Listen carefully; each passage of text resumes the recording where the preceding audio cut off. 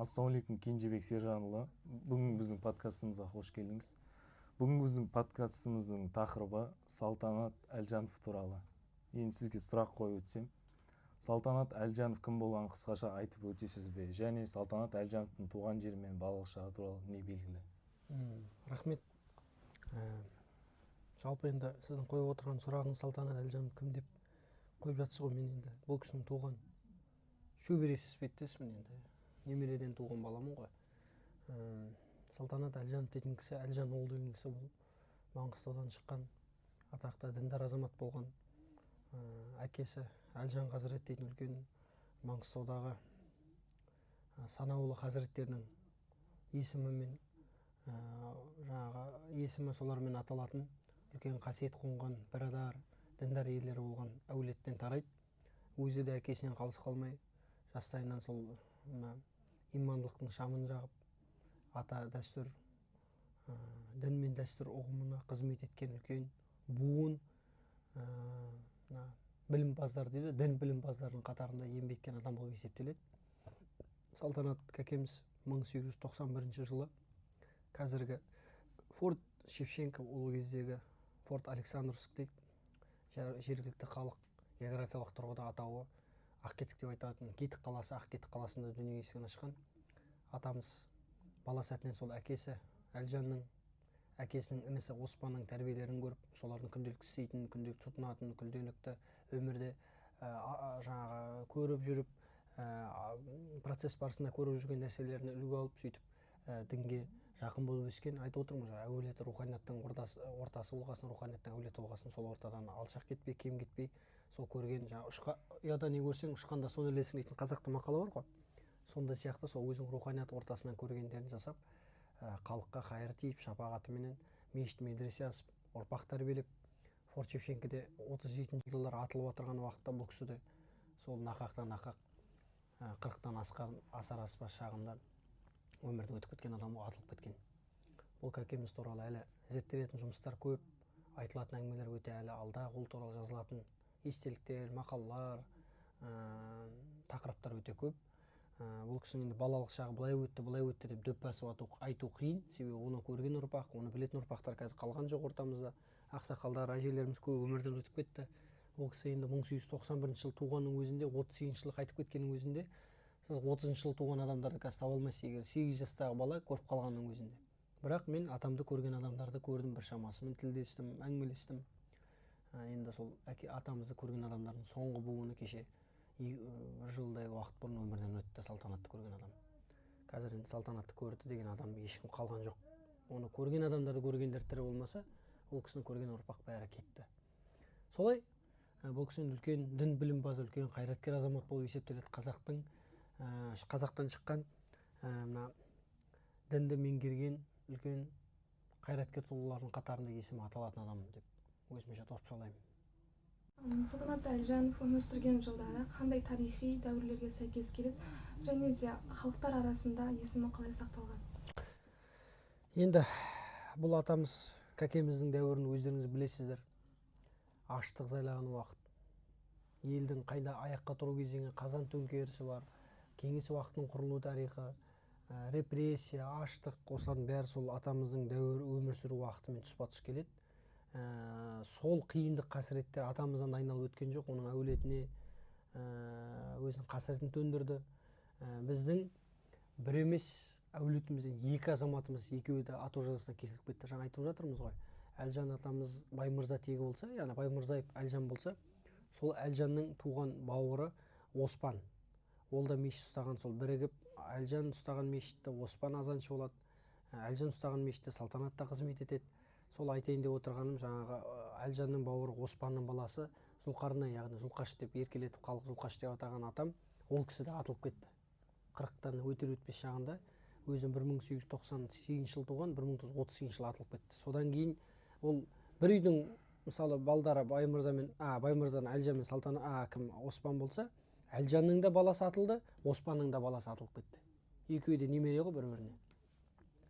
Сондықтан біздің бір әулеттен, руханиятымыздан екі тұлғамыз алып кетті, рухани әулеттен. Біреуі Салтанат атамыз, екіншісі осы Зұлқаш атамыз, екеуі де атылып кетті.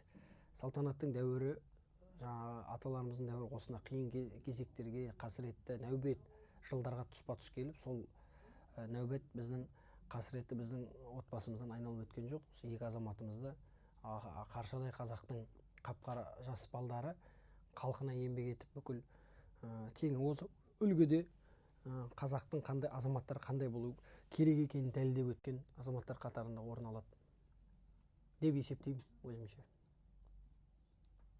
Жалпы Салтанат Әлжанов қандай қызмет жасаған, қандай қызмет орындарда жұмыс жасаған? 1907 жылдар деп айтады, дерек бойынша мен білмеймін, анаған оны әлде де ол кісіні зерттеу керек болар. Бұл кісі Астраханда дейді,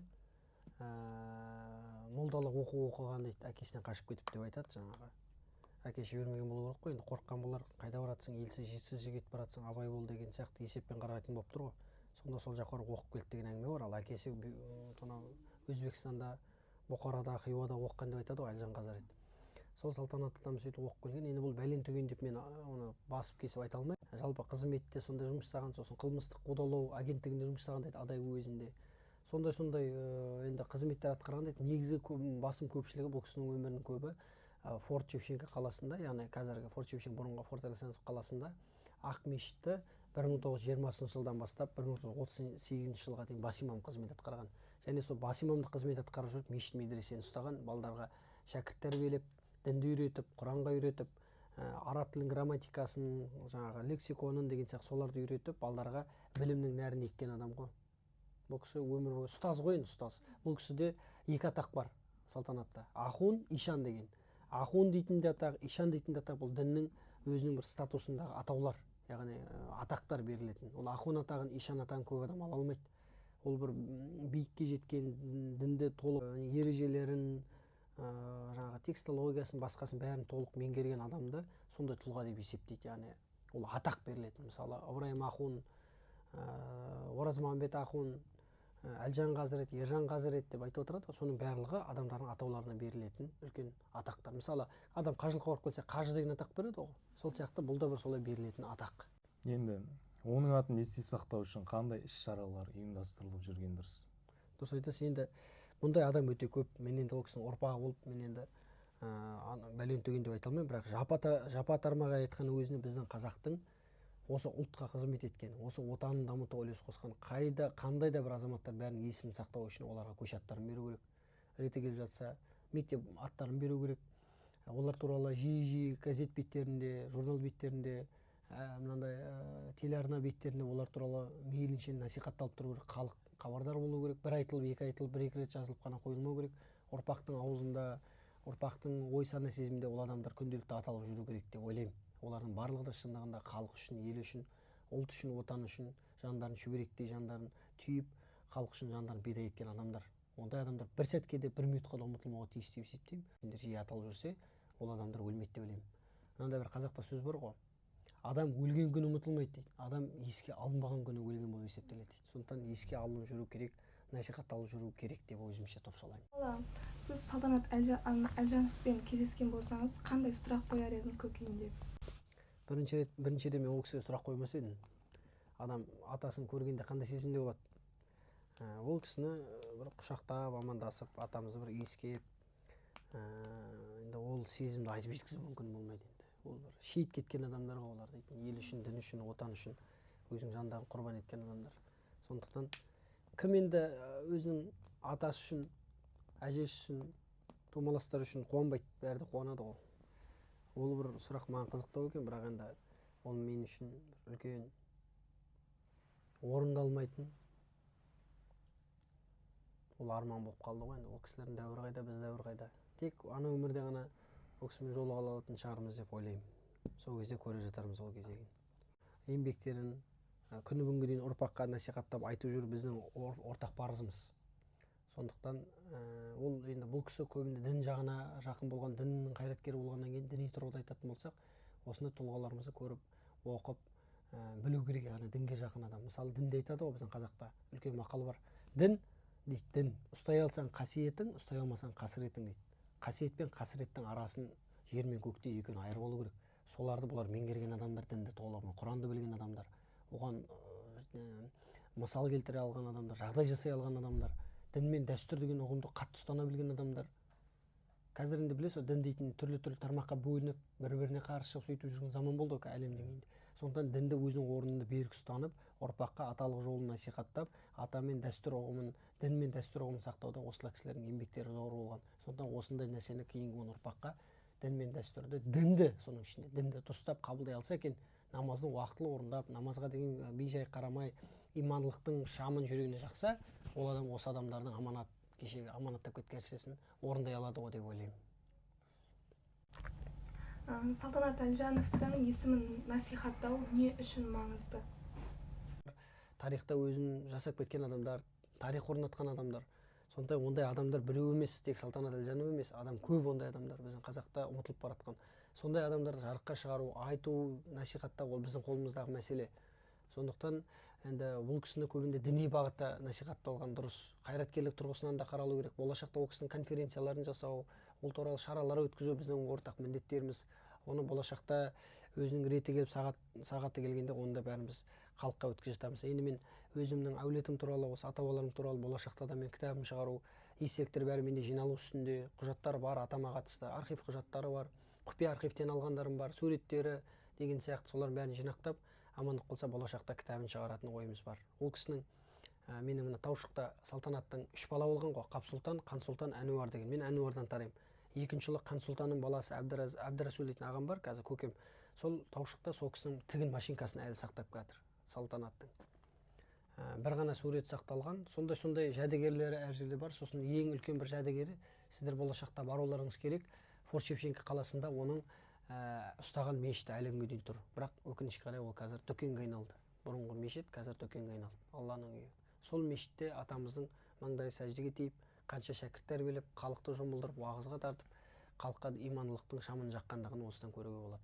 Сондай бір-екі ғана жәдігерлер сақталған.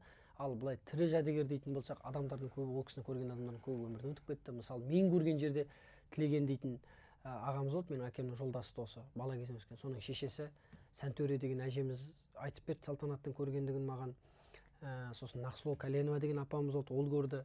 София деген апамыз көрді, ол көрді. Сосын Мәдина деген әжеміз болды, 70-ба. Көбінде әйелдер қауымы. Солар көрген адамдар маған айтқандарын мен өзімнің құлағыммен естігенмін. Сол көргендерін айтқан Салтанатты. Сондай тірі тарихи жәдігерлермен де уақытына ұшырасып қалдым. Оның бәрі менде архивтері, мұрағаттар бәрі сақтаулы тұр. Уақыты келгенде осы Салтанат, оның арғы тегі, ата-бабаларымыз туралы жазылған кітаптардан болашақта оқып баяндап, біліп жатарсыңдар деп айтқым келеді. Енді осымен сұхбатымыз аяқталды. Сіз көп рахмет сізге. Аман болыңдар. Осы шейіт кеткен есірлердің есімдері сіздерге рухтары шат болсын, рухтары риза болсын деп айтқым келеді. Атамыздың аруағы қолдасын, сіздерге риза болсын.